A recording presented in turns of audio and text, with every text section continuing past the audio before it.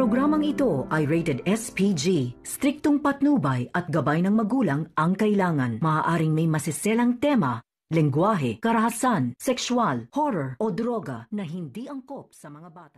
Nakita nga ni Zoe itong si Dr. Annalyn Santos na nasa bahay nila. Kaya ito ay nanggagalaitin na naman at sinabihan niya bakit nangingialam ka sa mga gamit ko at kung saan hindi ka nagpapaalam. Buti na lang agad-agad na dumating si Dr. RG Tanyag at sinabi niya kay Zoe na siya ang may dahilan bakit ginamit ni Annalyn ang kanyang mga gamit.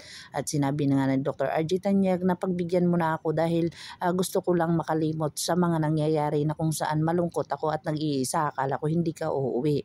Dito na nga ay nagpakumbaba na lang si Zoe at umakyat na lang ito at agad-agad naman itong tinawagan ng kanyang inang si Moira at sinabi niya dito na hindi niya maidadala ang mga gamit nito dahil ando ng bastarda ni Lynette.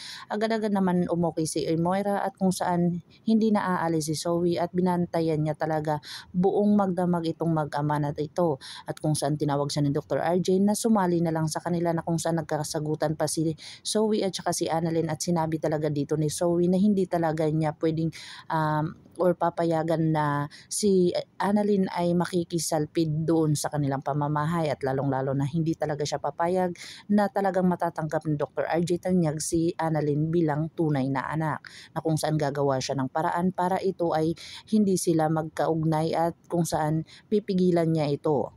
At dito na nga si Zoe ay nagtangkang umalis doon sa kanilang bahay na kung saan nasasaktan siya sa kanyang mga nakikita.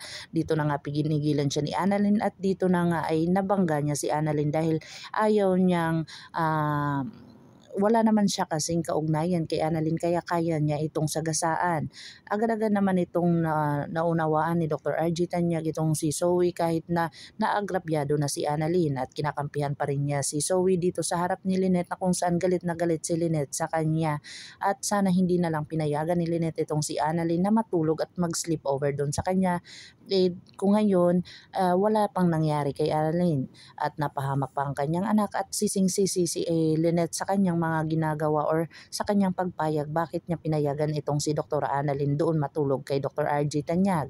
Dito na nga ay nagmakawa si Zoe sa kanyang ama na patawarin na ang kanyang ina pero ito ay gagawin lang ni Dr. RJ dahil sa kanyang anak na si Zoe na kung saan kaya niya itong patawarin pero hindi na ang tiwala ay mababalik dito. At dito na nga nagmamakawa si Moira na patawarin siya ni Dr. RG Tanyag pero sinabi ni Dr. RG Tanyag sa kanya na magagawa lang kitang pabalikin sa bahay pero sa isang kondisyon. Abangan natin ang mga susunod pa na episode na ito. Ang abot kami na pangarap. Kung bago lang po kayo sa aking channel, please like, share, and subscribe para ma-update po kayo sa mga susunod pa.